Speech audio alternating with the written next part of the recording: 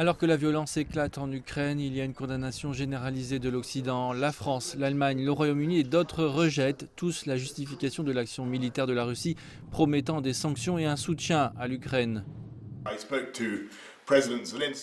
J'ai parlé au président ukrainien Zelensky pour offrir le soutien continu du Royaume-Uni parce que nos pires craintes se sont maintenant réalisées et tous nos avertissements se sont révélés tragiquement exacts.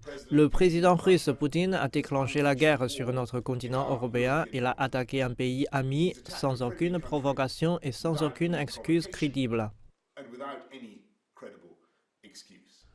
En Amérique latine, le Brésil, l'Argentine, la Colombie et d'autres demandent à la Russie de cesser son attaque contre l'Ukraine.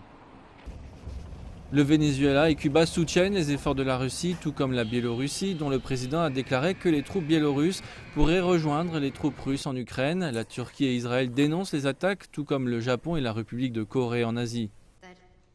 Le conseiller d'État et ministre chinois des Affaires étrangères, Wang Yi, s'est entretenu par téléphone avec son homologue russe Sergueï Lavrov.